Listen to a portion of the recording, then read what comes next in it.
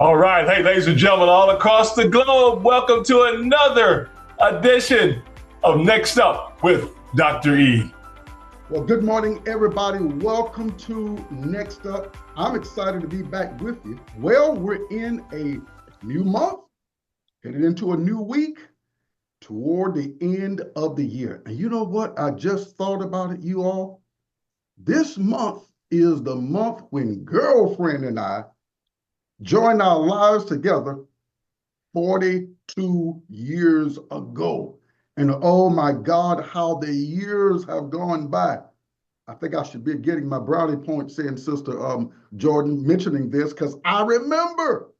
You remember. I remember Sister Jordan. Now you all, Sister Jordan, I'm going to get to her in just a moment. She's our very special guest today, and she has even her president on with her.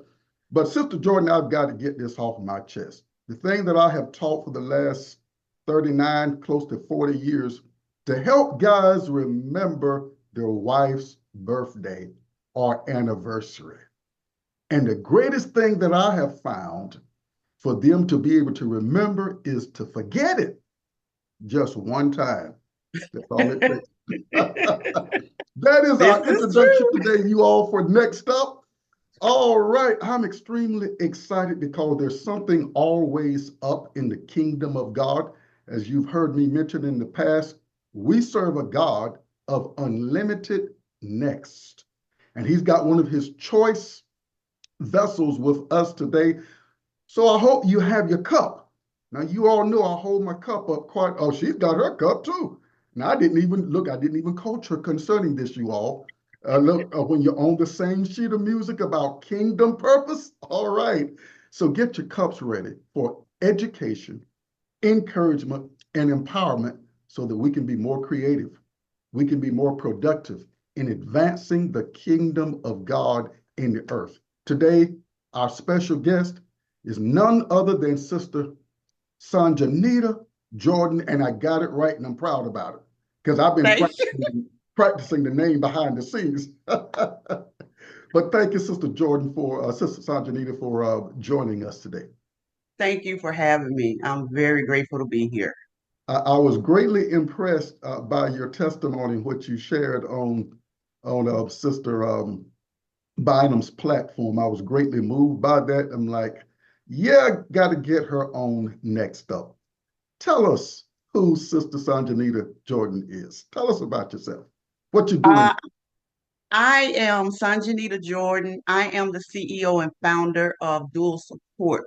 And what Dual Support is, we help women who are going through divorce, separation, domestic violence, and bad relationships.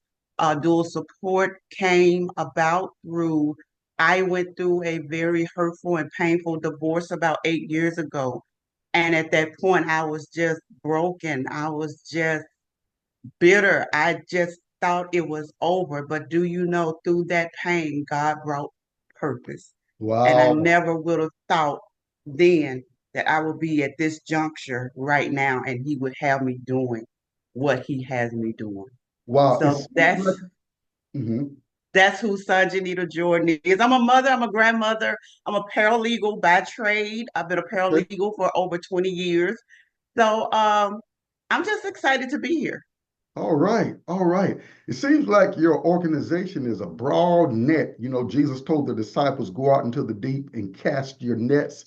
Seems like you got a broad net there. If you could talk about the different aspects of that again. Or Well, dual support, we have dual support, which is for the ladies 18 and older. We have our support Saturdays every second Saturday of the month, and they're via Zoom. Um, they are from January to October. November and December, we take a break, we regroup, we refocus. We come back in January with new topics. We also have dual support Gen Z girls, where we help girls and teach girls ages 12 to 17 about who they are. Because what I've noticed is, and not all women, but a lot of women's issues stem from trauma that happened in their childhood that never got addressed. And if wow. we can catch our young girls early and teach them those things that we learned, to help them not be in the situations and the places we were at 30 or 25 or 30 or 40. That's what dual support Gen Z girls are about. Also, we have dual support grief, where we help and address the issues of people who have lost, physically lost a loved one to a spouse, a, Mhm. a child, a, a mother or father to death. And we have our podcast that will be coming in January called Dual Right. Perspective. So we have a lot going on. We have a lot Wow. going on. Well, I applaud you what you're doing in the kingdom of God. This is such a critical area. It's very serious. I take it to heart, having been again married for 42 years, and then even stronger from the perspective that everybody that God created, male and female, we're talking about females today, are God's products, God's offspring. Yeah. And when you start talking about domestic violence, I get to thinking about tampering wrongfully with something that is designed, or someone that's designed to express the image of God, show forth the value that God has placed in that individual, the purpose of God, because God didn't create anyone without purpose. And, and I think the one that's as strong as all the others is that when you start tampering in this particular area, you start tampering with the image, the expression that God wants to bring forth through that individual. So from those four things, I take this particular area extremely to heart. And so we're glad again to have you on today. So, so your organization, does it serve, you're in Louisiana, right? I am. I'm right outside of New Orleans. I'm in the suburb of Slidell, which is about 35 minutes from New Orleans. Okay, okay. Now I do have to ask you this sports question.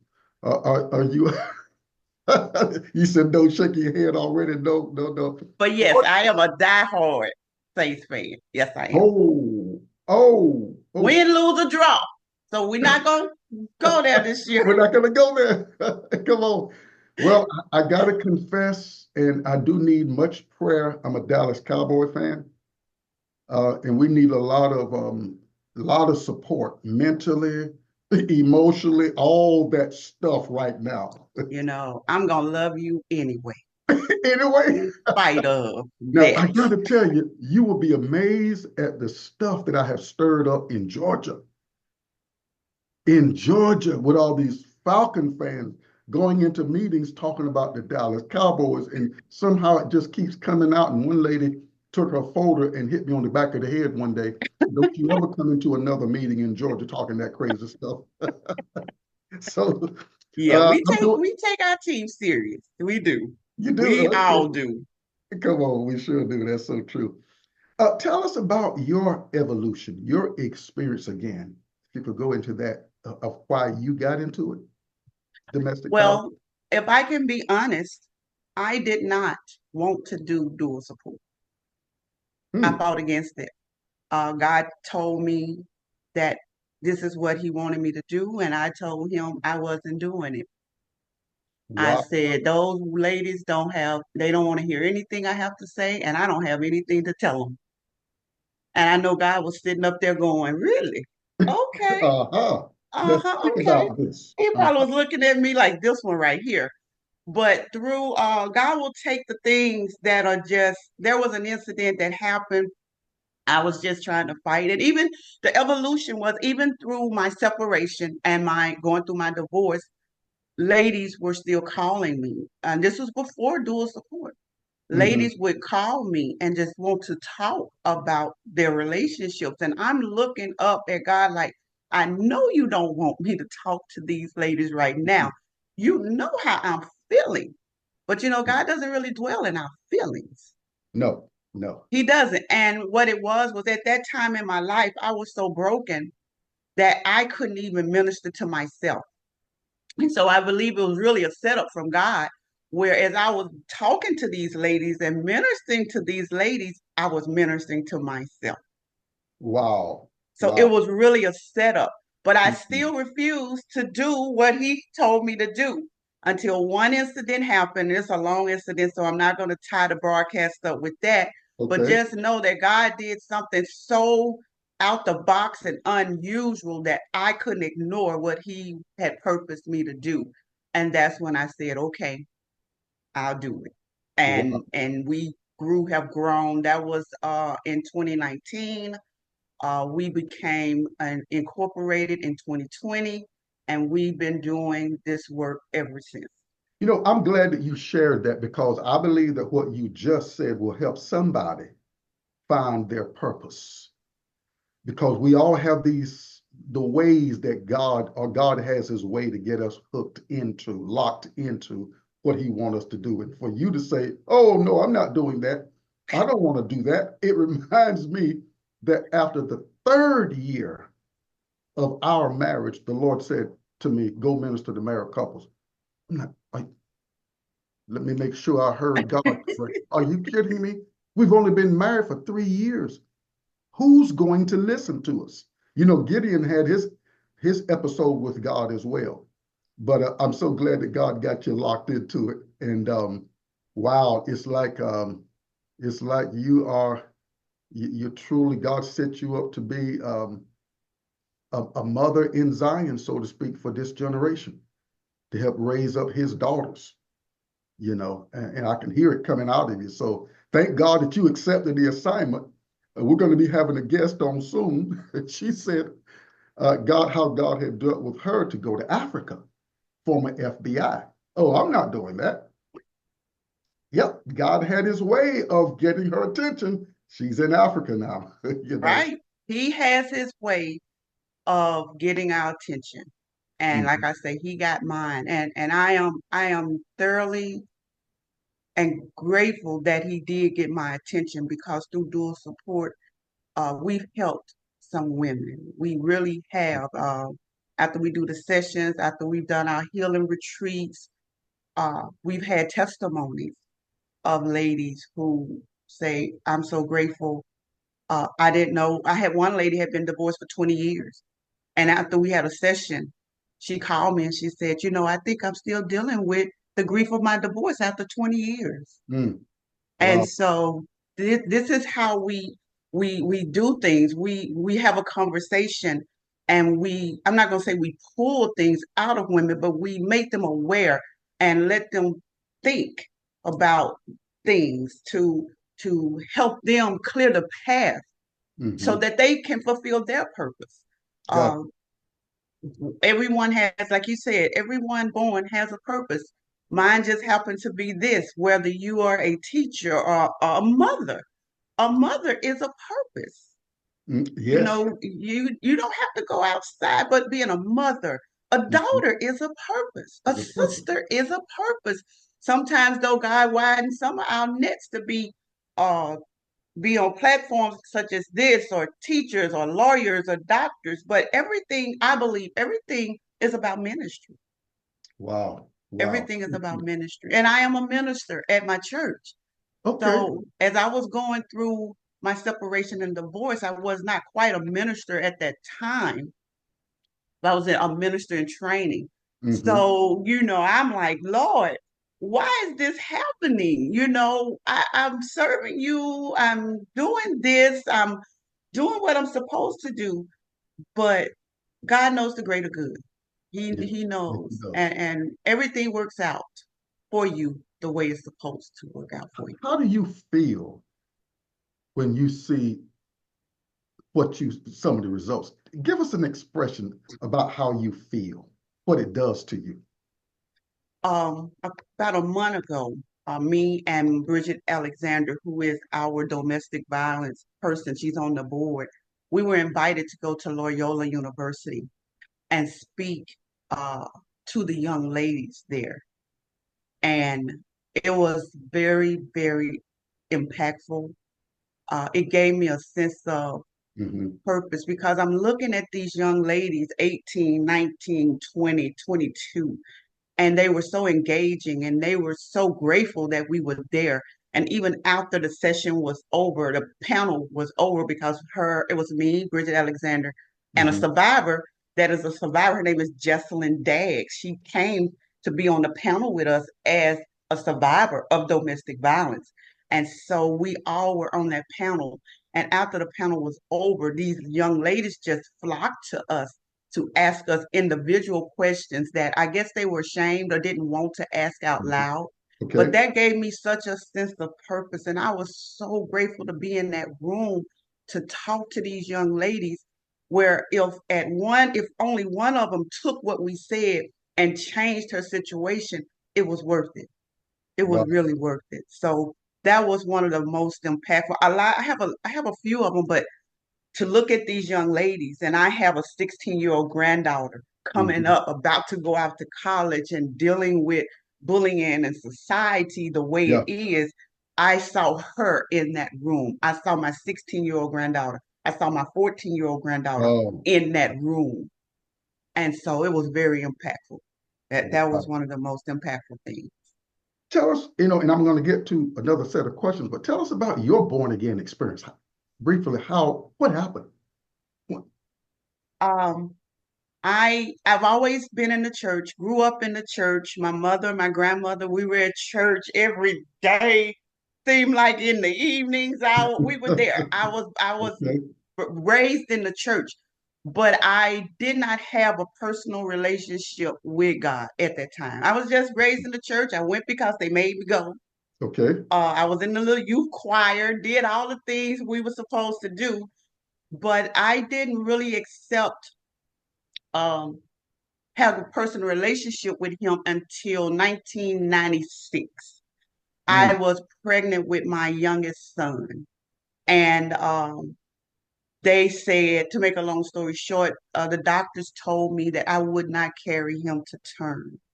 Wow. And Miss, my director, I mean, our president who's on here, she came over to my house and she laid hands on me and on my stomach. And she said, you read Hebrews 11:1. She said, you stand on that until you go back to doctor on Monday. And what they told me was that there was a blockage or a blood clot on my abdomen that was going to make me lose my son. And that whole weekend, I just had to stay bed rested and prayed and Hmm. just stood on Hebrews 11:1. Now, faith is the substance of things hoped for and the evidence of things not seen. And my child was a thing that was not seen at the Oh, time. wow. I Wow. was maybe in my first trimester.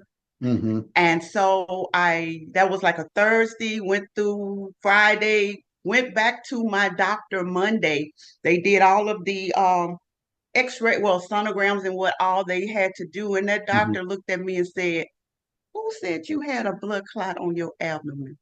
We don't Wow. see anything. And I delivered a healthy 10-pound baby boy that February. Wow. No Oh, problems, God. no issues.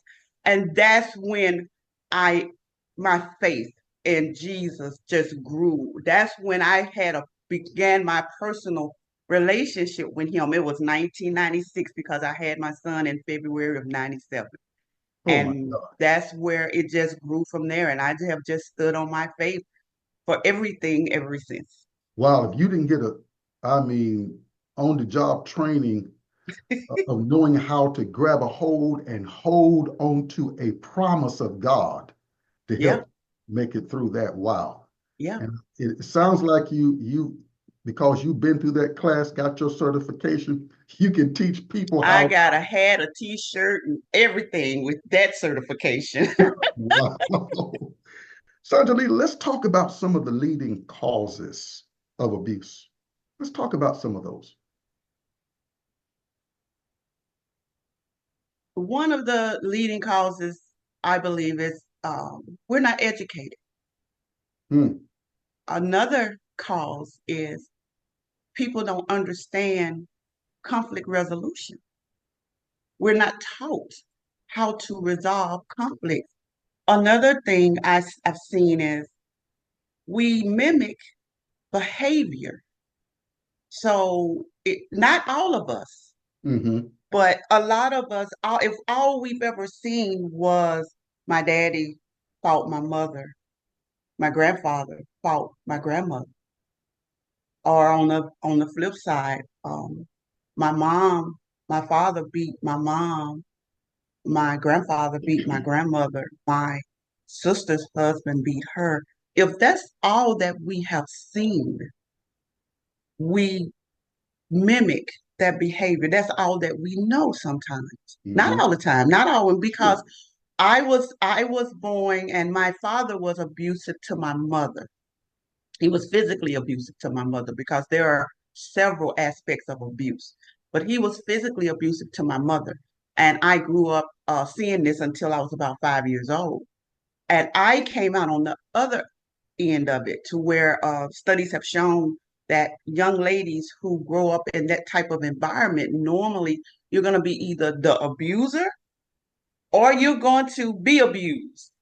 And when So, I say I wasn't abusive physically, but I was guarded to where my actions, my emotions had me be abusive because I would go into relationships guarded up because I was the young lady that no man is gonna ever do what someone did to my mother. And wow. so I grew up with that going into the relationship guarded. Hmm. So sometimes we mimic what we see. Sometimes, and not, but like I said, not all of the time. Sometimes Sure. you come out on the other side of this thing, on the other end of the scope. However, education, like I said, we haven't been taught how to resolve conflicts. Mm. We've known just fight it out. Even in high school, just fight it out. Just fight it out. Just fight it out. And then at the end of the day, you still friends. But that's not the way it's working now. People No. aren't fighting anymore. People are No. shooting and killing Oh, yeah, each other. it's sad that it's gotten to that extreme. It You know, has. we say it like this on our Men Magnifying Manhood platform that we're looking forward to getting you on that next year. If the boy, yeah, having you on that, if the boy didn't learn, the man won't know, That's good. you know. So, and I'm a firm believer in observation or modeling. It's one of the key ways that anybody's going to learn. Now, I love to study my cousins, the lions. I call them my cousins. You know, that cub has no way of surviving if it's not attached to the pride. And talk a little bit about, well, you're dealing with mostly African Americans or all, could you, We deal with all women, all women? Okay. all women. This is not just an African American organization. We deal with all women from all walks of life. Hmm. Um, so we do not just deal with African American women. We deal with your race. None of that is an issue for us. Gotcha. We Okay. just want you to be healed, get healed and whole, to learn that healing is a process, and to learn that you have worth and value. Mm. And some of us grew up with parents or with a parent or with a grandmother or with a aunt, whoever raised you, that did not tell you you were worthy, that did not tell you you were loved. And I'm not judging. I'm 58 years old. So I'm not judging anyone in what they did or did not do Sure. for their children or their nieces or whatever. What I'm saying is we can't what they didn't know back then. I'll use me for an example. What my mother did to raise me, she did the best she could. Okay. But she came from a different era of Mhm. where, like when I was growing up as a young girl, I was taught to go to school, get your education, find your husband, someone take care of you. That's what I was taught back in Okay. that day. Uh-huh. But that's what most of us in that era were taught. Not all, but a lot of us. Hmm. So that's what I did. But now the scope has changed. We're teaching our young girls, you have value. I'm not saying my mother didn't teach me that, Sure, but it sure. wasn't the I love you, you can do this on your own. You don't have to have a husband. You don't have to do this. You don't have to put up with that. It was, well, Mr. Charlie gonna just be a man. It was that era. Men gonna be men. But now we are teaching our young girls, and like I say, I have two teenage granddaughters, so believe me, I am teaching them uh the red flags, what to look for, how Mhm. to assess things, even at their young age, because the world has changed. Social media is out there, these other platforms are out there. So things that I knew at 14, my granddaughters probably knew at 9 and 10 Gotcha. because of Yeah. social media. Uh-huh. So we're just we're just grateful that we can help and educate. And one of the questions you asked me was, what can we do? Educate. We can educate our young men. We can educate our young girls. We, as the older, seasoned age ladies and gentlemen, the things we've gone through and what we've learned and the classes we've taken, we can educate our uh, daughters and granddaughters. We can mentor young women. The men can mentor young men. We Mhm. have to take a stance. We can't just turn a blind eye like that's not my problem. That's not my child. I'm not worried about it. We have to grab the masses. We have to do the work. Even like in our healing journey, we have to do the work. We have to do the work for the next generations to come. We Mhm. can't just leave them hanging. Wow. Wow.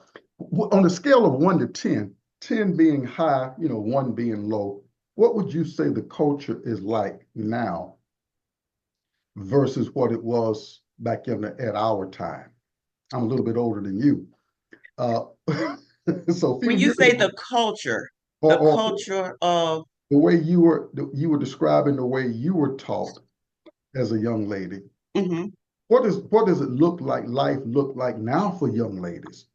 Ooh, Oh, um, it's not it's not pleasant. I grew up in an era where I would not dare go out of the house with certain items on or certain items not on. hmm But this culture now it seems like the less the better. That's the mentality. hmm The culture now is it's all about me. People don't think about others. People don't worry about others. People don't care about others. Um, and that's where we've lost a lot of our people. hmm Where growing up, if something was going on, people would rally together to help make it better. Now is that's not my problem. Wow. So we've That's got to bring us back into the picture. we do. Got to help people see that the world is larger than the picture of me. Exactly. It was designed to be the picture of us. Exactly. Now Wow. don't get me wrong, we can't help everybody Yeah, yeah. because everybody does not want the help. But those that do, those ladies that show up on the dual support Saturdays, they want the help. hmm We put it out there for them. We put it out there that we are here for you. Come get it. hmm And the old analogy is you can bring a horse to water, but you can't make him drink. But at least you have to bring the horse. At If least you you have, don't bring the horse doesn't even know the water is there. yep. Wow. Wow. So we're there to help. And this climate where we're at in the world today is just an all for one type of hmm climate. We're not concerned as much as we should be for others. I've said this a few times on our Men Magnifying Manhood platform. No man can afford to be on the sidelines. Now, I played football when I was in school. To go back through the bleachers after the game was over with a clean uniform was not a good thing because they were like, oh, you were benched the whole night. Right. I said that to say no man or woman can afford to go back through the bleachers with no dirt on our uniform. We've got to get in the game one way or the other and contribute to an issue such as this. If it's just simply letting your light shine as a male, a loving male or loving female, you know what I'm saying? We've got to all contribute in the ball game. One thing that we need to understand as a society and as a society and as a people, there are platforms such as yours, there are platforms such as mine, and we are both believers, but we have to also be able to reach those that are not where we're at in God. Mm-hmm. Everybody doesn't have that belief system that we have, and we want them to, but it just doesn't work like that.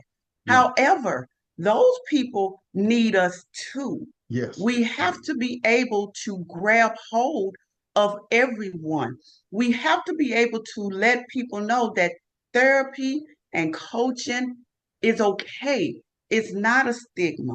And I tell my ladies on my platform all the time, you can have Jesus and a counselor at the same time. One does not negate the other. Wow. You can have your Jesus by yourself. You can have your coach or your counselor by yourself. Just do the work. We have to do the work, and we have to teach people that when you start doing the work, there are some things within yourself that if you're really doing the work, there's some things within yourself that's going to be pulled out. And it's not going to always be a pleasant experience, especially when you're looking at yourself. But the work has to be done, and you have to do every step. You cannot skip a step, or you're going to be put back to step one. You have to understand that there's a process to healing. It's not an overnight snap your fingers, oh, I'm good. No.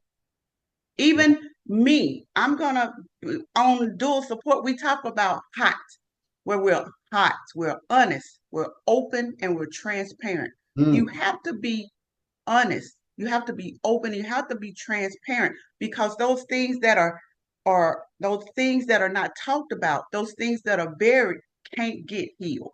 Now, I will say, I will give you credit. I'll give you credit. Sure. For me taking your concept of hot and bringing it over to men magnifying manhood. That's okay. I got it from my pastor. Oh, okay. Okay, I feel good now. I feel good. I'll give you credit. I give him a little bit of credit too. But guess what? What? My time has slipped away. And I'm like, wait a minute, what happened? But I got these two questions, so we'll be just a few minutes over today. Okay. Do men get abused? Yes, sir. Men get abused. We're going to put balance on it. Men get abused just like women get abused. The only difference is it's underreported. Men don't report it. Like now, some men do, but the mass majority of men don't report it because of the stigma. They call the police. My wife jumped on me. My girlfriend jumped on me, and they will get laughed at. Oh, you call us because your woman beat you up, or they're embarrassed. They're embarrassed because society has taught our men that you're macho, you the big dude, you that. But now you let this little bitty woman beat you up. So men are abused. There are some very abusive women. Like I said, we're going to put some balance on this thing. There are some very abusive women out there. And there are some men that have dealt with this abuse and they need healing also. Have you dealt with any men? I've had men to talk to me, but not on that big platform like that. Have asked me, are you going to do what you're doing for the women, for the men? And my answer at first was, no, God hasn't led me that way. But God is shifting this thing to where we're going to deal with the whole family. I'm just waiting on him to, and I think this platform is one of the platforms where God is opening that door to help men for dual support, or me to help men. So I really am grateful for this opportunity. But it looks like God in his great wisdom is causing a team to be formed.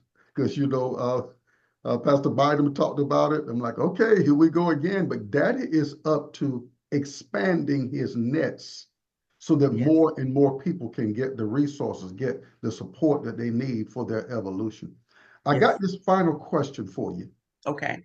Do abusers show signs, potential warning signs? And what is maybe 1 to 3 of those warning signs that abusers show? Yes. The answer to the question is yes. One of the signs that I can think of off the top of my head is control. The control. Control. Control is a sign of abuse and more abuse to come. Another one would be aggression. Aggression. And another one would be passive aggression. Oh, you got to really break that one down. Passive aggression. It's a form of control. Gotcha. Where, say, you and a gentleman, you and your husband, or you and your boyfriend, it's something that he wants you to do. I'm just using an example. He wants you to go somewhere or however, but you don't really want to go. He'll use this passive aggression where he'll break down, won't say anything, won't talk to you, ignore you. That's a form of manipulation. I was getting ready to say that. Wow. And with domestic violence, we seem to think when we hear that, we think the physical, the hitting, the laying hands.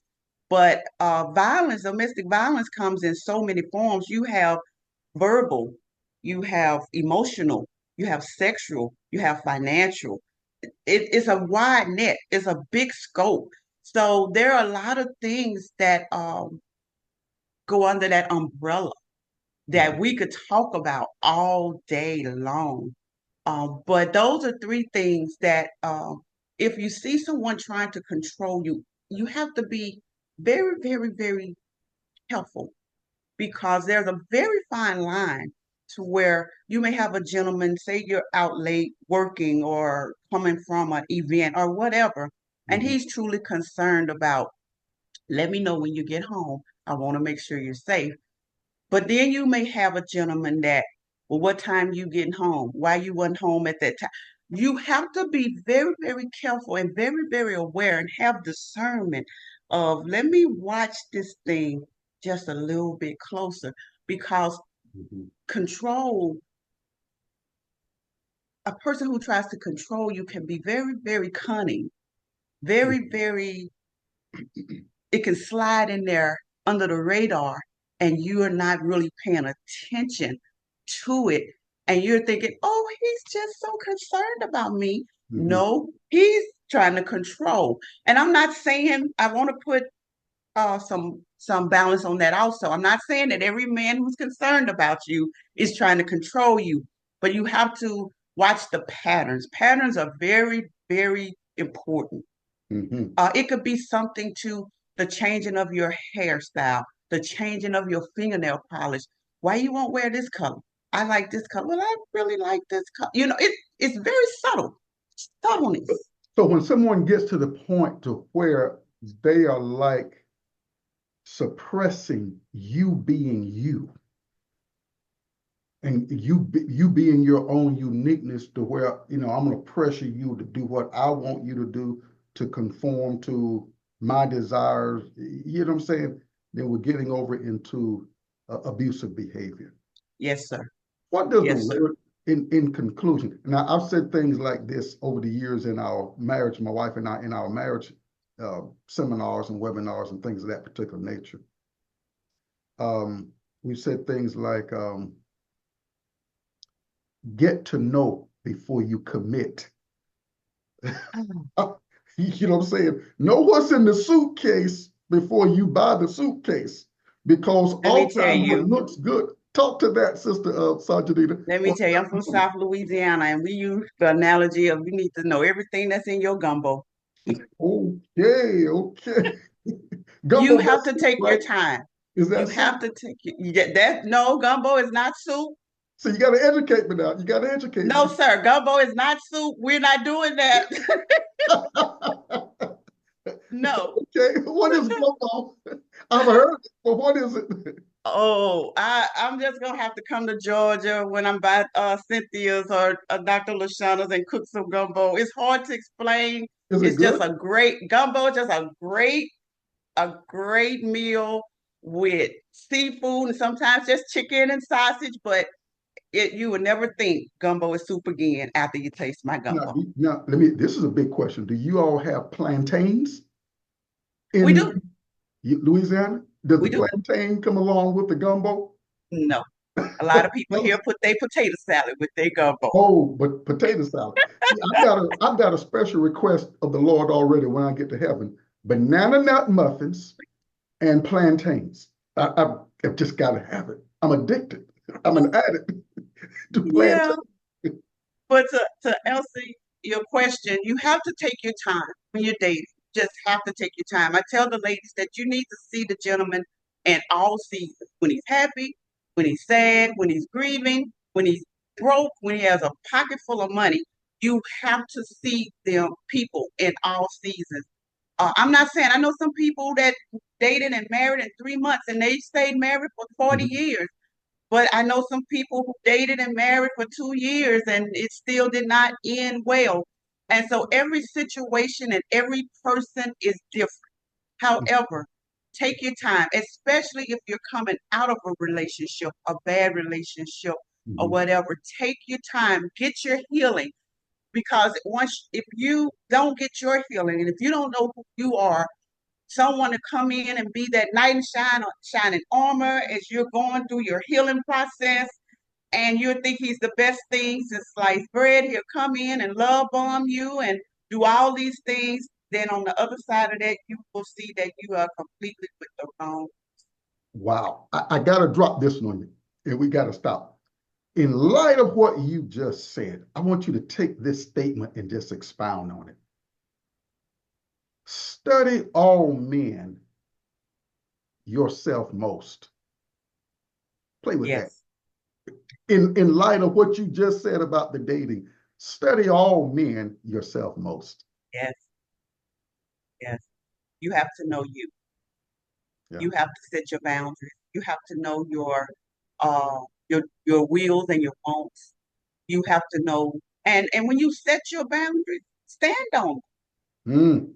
Stand on them. People come in. I've had somebody tell me one time, you may just your standards are so high, you may just have to settle. The devil is a lie. So the devil is a lie. This is not the store to where you pay $49.99, in other words. Right. You should. And you just have to know, and every person's standard is different. Yeah. Every person's boundaries are different. So you have to know you before you can set that for yourself. Oh, all right. That's you got an A on that trick question that I threw in there. Study yourself. Thank you. Tell people how they can get in contact with you and become a part of dual support. Our phone number is 504-517-5492. That's the dual support number. Again, 504-517-5492. Our website it's a long website. Is there a chat that I can put that in for people to see? Or I can spell it out and I'll do it very slowly. Okay. It's www.LAPALLC.com dual hyphen support SUPPORT. That's our website. Like I said, I'm a paralegal of 20 years, so my website, and we have a new website that is coming up in January, which will be dualsupport.org. We're working on it. Hopefully, it'll be up and running in January.